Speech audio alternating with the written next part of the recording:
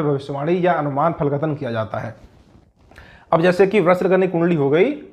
और वृश्चिक लगन की कुंडली में चंद्रमा तीसरे भाव के स्वामी त्रिशड़ा है और आपके गुरु अष्टम भाव के स्वामी, दोनों ही अशुभ भाव है। तो अगर ये चंद्रमा वृश्चिक लगन की कुंडली में केंद्र में बैठ जाए और आपके साथ में भी गुरु भी कहीं केंद्र में बैठ जाए, तो देखने के लिए ये आपका गजकेसरी राजयोग बन जाएगा। लेकिन तीसरे और अष्टम भाव के स्वामी होने के कारण ये गजकेसरी राजयोग अशुभ परिणाम ही देगा, क्योंकि इनका आधिपत्य जो स्वामित्व है वो अशुभ भाव से संबंध बन रहा है। इसलिए इस लगन में तभी शुभ परिणाम देखने को मिल सकते हैं जब आपके चंद्रमा तीसरे छठे आठवें 12 भाव में बैठे हों और गुरु भी आपके तीसरे छठे आठवें 12 में बैठ के ही फिर चंद्रमा गुरु का आपस में केंद्र का संबंध बन रहा हो, तभी इस कुंडली में वृश्चिक लगन की कुंडली में शुभ परिणाम देखने को मिल सकते हैं। इसी प्रकार से आप देखेंगे जैसे मकर लगन होती है, एक मकर लगन में भी आपके जो गुरु होते हैं वो 12 भाव के स्वामी और तीसरे भाव के स्वामी होते हैं, और उसके बाद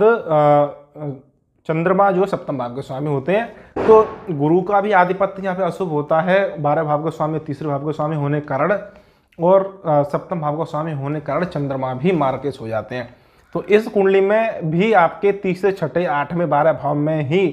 गुरु और चंद्र बैठे हों और फिर एक दूसरे से केंद्र का संबंध बना रहे हो, तभी गजकेसरी राजयोग सुफल दे सकता है। अन्यथा की स्थिति में जैसे वृश्चिक लगन में गजकेसरी राजयोग ज़्यादातर मामलों में अशुभ फल देगा, उसी प्रकार से मकर लगन की कुंडली में भी गजकेसरी राजयोग ज़्यादातर मामलों में अशुभ फल वहाँ पे देगा, क्योंकि ये इनका आधिपत्य यहाँ पे अशुभ बनता है। एक और उदाहरण के हम यहाँ पे दिखाएं, जैसे कि वृश्चिक लगन की कुंडली हो और वृश्चिक लगन की कुंडली में यहाँ पे कुंडली साथ साथ बनाता जा रहा हूँ मैं कॉपी पे। तो वृश्चिक लगन की कुंडली में 6, 7, 8, तो वृश्चिक लगन की कुंडली में आपके 9, 10, 11, 12, तो पंचम भाव के स्वामी बनते हैं आपके गुरु और नवम भाव के स्वामी बनते हैं आपके चंद्रमा, दोनों ही शुभ भाव हो गए। अब ऐसी स्थिति में यदि आपके पंचम भाव का स्वामी दसम स्थान में बैठ जाए, यानी कि सिंह राशि में गुरु, और जो आपके नवम भाव का स्वामी चंद्रमा वो चौथे भाव में बैठ जाए, तो अब आप देखेंगे एक तो यहाँ पे गुरु और चंद्रमा का संबंध तो बढ़ रहा है, एक दूसरे से सप्तम हो जाएंगे, लेकिन साथ साथ केंद्र त्रिकोण का राजयोग भी बन जाएगा। पंचम भाव का स्वामी केंद्र में बैठ जाएगा दसम स्थान में, और नवम भाव यानी कि त्रिकोण का स्वामी केंद्र में चौथे भाव में बैठ जाएंगे, और फिर ये एक दूसरे के आमने सामने हो जाएंगे।